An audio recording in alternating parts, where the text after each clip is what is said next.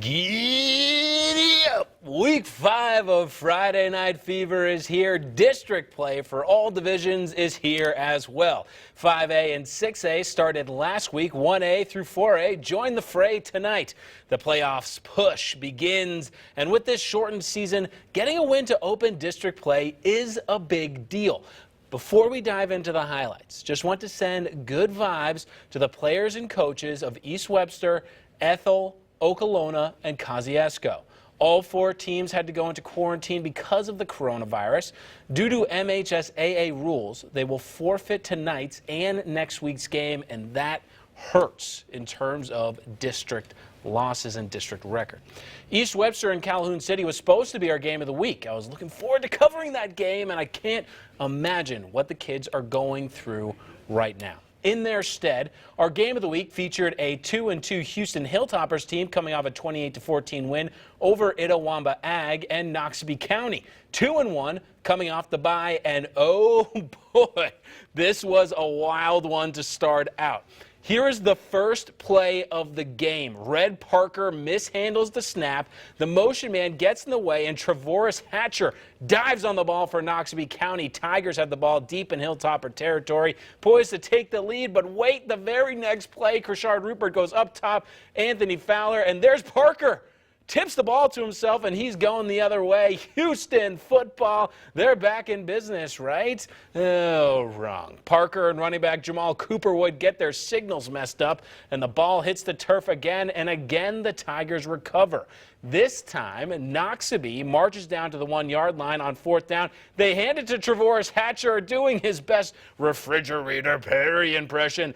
Get some fridge level when the big guy gets in the end zone. Noxubee goes up 7. Houston not going down without a fight. Late in the first quarter, Parker corrals the snap, dials up the deep ball to Levante Holmes, and he's got nothing. Tell him, Louie.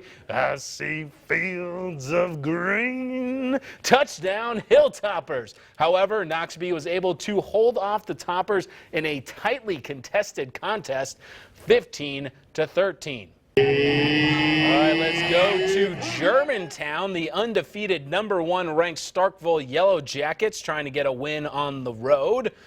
And they both go in with the flags. I can't believe away teams do that. And here's Luke Altmaier, the Division I Florida State commit. He hits Sam Hunt for the touchdown. 7-0 Starkville. And here's Germantown trying to respond. Branson Robinson takes the off-tackle handoff, runs for 18 yards, but Starkville's defense came up big and stopped them. Later on, here's Jordan Mitchell. He finds the end zone for the Yellow Jackets. 14-0 in the second quarter. Starkville rolls in this one, 41-7. And here we are, East Union taking on Mantachie. 28-0 in the second quarter. East Union on offense. Hayden Roberts hands off to Connor Timms. 5-yard touchdown run. No, sorry, Mantachie stops him. But a few plays later, East Union quarterback Hayden Roberts hands off to Micah Fullman, and he brings it to the right all the way in for the touchdown, 35 yards. East Union, show me a final. They go on to win big, 42-7. Itawamba Ag trying to bounce back from their loss last week to Houston, hosting South Pontotoc. Itawamba with the ball deep in their territory. Bad snap. QB Ty Davis picks it up. Almost sacked in his own end zone, but able to throw it away. Dodged that bullet. And did we mention it was homecoming? Check out the Queens right there. QB Ty Davis throws it 50 yards to Isaac Smith.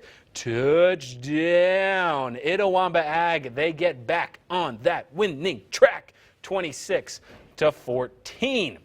Let's go now to Aberdeen, hosting the Bulldogs, hosting Choctaw County. Jermaine Strong runs it in for the TD, but he's going all the way down the sideline. Is this called back? Oh, that's what my script says. You hate to see it. TD called back on that one, but Aberdeen wasn't done. Janolan Jones runs it in for the touchdown. That was 7-0 Bulldogs at that point. Oh, we got a sign coming. Oh, he loves some good signs. That's creative. Antonio Kennedy runs it in for the touchdown for Choctaw County. Breaking tackles all the way in, showing off the wheels. He was so fast, our camera person was like, whoa, I can't handle it, can't handle it. And there's the mascot. Let's see who won this game. I think, was it Choctaw County? Yes, it was by 2. Very good game in Aberdeen, but Choctaw County comes away with the win. And let's go to Nettleton, Belmont. Cutaway, here we go. Larry Wilson honored, sponsored several buildings for the school in Nettleton. Great honor there. And they honored him on the field as well. Nettleton QB to number 18. That's a touchdown. And here's Belmont right here. They sneak it in for the touchdown as well. Let's see. Let's give us a final here. Give us a final. What do we got here? Nettleton, a lot of points up on the board, 48-31. Let's head to Saltillo now. The Tigers hosting mighty West Point. And here's West Point. Chris Ivey with the QB keeper, upended by Saltillo's defense. West Point defense on the sideline just chilling out, having a good time. Next play, Chris Ivey with the keeper again, up the middle, gains 15 yards. All West Point tonight. They scored all their points early and often and cruise to a 27-0 victory. Tupelo was up in Olive Branch, massive 6A game. They were 1-3 heading into tonight. They needed this win, and they go to Olive Branch and get the win. But here, get this. They had a little bit more time to figure out what they wanted to do at the game because they were caught up in the middle of that wreck that was on Route 22, and they did not get to the game until around 7:30. 45-minute delay, but they go on to beat the Conquistadors 21-7. And now it's time for our cheer team of the week. Normally, we're going to play you a sound bite and, get the pom-poms going and a cool cheer. But unfortunately, like we mentioned, the game of the week got changed. So instead of running a new Instagram contest on the last minute, we decided that we're going to honor the votes, and the votes showed. Take it away, East Webster. So a little consolation prize. I know a lot of hearts broken down there tonight, but the cheer team wins our cheer team of the week. Congratulations, girls. The Friday Night Fever Cheer Squad of the Week is sponsored by Magnolia Soap and Bath Company. Welcome back to Friday Night Fever. I'm Matt St. Jean. Before we get to Rhea, I want to wish a very happy birthday to Ronnie Rye, one of Saltillo's most famous superfans. He turned 60. Happy birthday, bud. I hope you had a great day. And let's move on to the game of the week down south. The Bruce Trojans mounted their horses and marched to Webster County tonight to face off against the Eupora Eagles. WTVA's Rhea Thornton caught the game in the second half and joins us now with the recap. Rhea, I heard it was a barn burner down.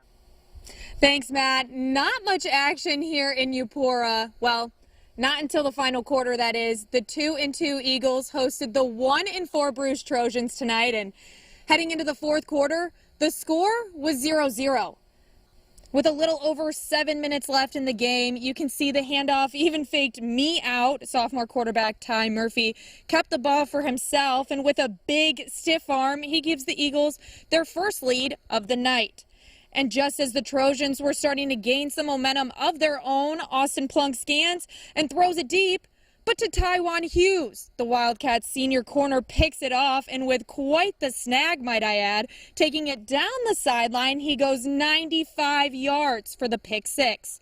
The Eupora Eagles get the win at home tonight, 14-0. Woof! What a final quarter for those Eagles. Eupora will be on the road next week, traveling to Calhoun City to take them on as their next conference opponent. Reporting live from Eupora High School's football field for Friday Night Fever, Rhea Thornton, WTVA 9 Sports. What a fourth quarter indeed. Thanks, Rhea. Louisville hosted Northeast Lauderdale for the Wildcats' homecoming game, and the Wildcats start off with a handoff from Jace Hudspeth to Emery James. He follows his blockers and finds a small hole, bursts through. Crowd giving Louisville great field position on the drive. Hudspeth puts it in the hands of James again. He finds yet another hole in the Trojan defense, and look at him fighting to stay on his feet, rumbling, stumbling, bumbling. He set up the Wildcats for this, and Hudspeth hands the ball off to Jaden Triplett. He did all the work but didn't get the touchdown. Triplett gets it.